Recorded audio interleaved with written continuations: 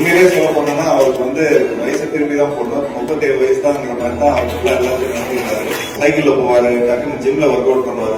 நமக்கு உண்மையிலே ஒரு பயங்கர ஒரு மோட்டிவேட்டிங்கா இருக்கும். அண்ட் இன்னொரு சின்ன சீக்கிரம் சொல்லிக்கிறேன்.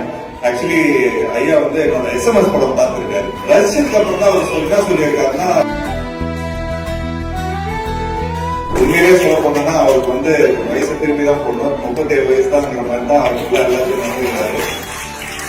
என்ன மாதிரி என்னைக்குமே எங்க அப்பா சொல்றதே காலையில எழுந்திரிச்சு உடற்பயிற்சி பண்ண, இந்த மாதிரி நிறைய கொஞ்சம் ஃபிட்னஸ் சம்பந்தப்பட்ட விஷயங்கள் எல்லாம் பண்ண அப்படிங்கிற சொல்லி நான் கொஞ்சம் இப்போ வரைக்கும் கூட அட்வைஸ் பண்ணிருக்கேன். பட் அப்போ நியூஸ்ல பார்ப்பேன், சார் சைக்கிள்ல போவாரு, டக்குன்னு ஜிம்ல ஒர்க் அவுட் பண்ணுவாரு. சொல்றேன் நமக்கு உண்மையிலே ஒரு பயங்கர ஒரு மோட்டிவேட்டிங்கா இருக்கும்.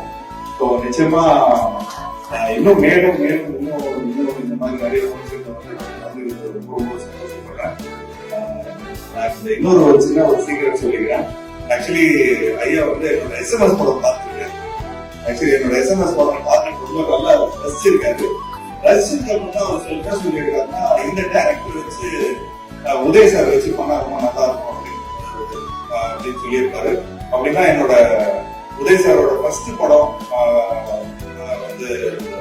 ஒரு கல் ஒரு கண்ணாடிங்கிற டைரக்டர் நான் சிவன் மாஸ்டர் படத்தோட டைரக்டர் தான். அவர் ராஜேஷ் சொல்லுவாங்க. ஸோ நிச்சயமா உங்களுக்கு எல்லாம் தெரியும் அந்த ஃபேமஸான டைலாக் இருக்குன்னு. ஸோ இந்த தருணத்துல உண்மையிலே ரொம்ப விஜய் சார் இந்த SMS படத்தை பார்த்து கொஞ்சம் நல்லா இன்ஸ்பயர் ஆனாரு அப்படின்ற மாதிரி கேள்விப்பட்டேன். ஸோ அது எனக்கு ரொம்ப ரொம்ப பெருமை. ஸோ இந்த ஃபங்க்ஷன் வந்ததுல இன்னொரு வகையை நான் நன்றி சொல்லிக்கிறேன். இந்த அளவுக்கு இந்த மாதிரி ஒரு மேடையெல்லாம் நான் சந்திச்சதுல ஏதோ ஆடியோ லான்ச் இந்த மாதிரி விஷயங்கள்ல தான் நான்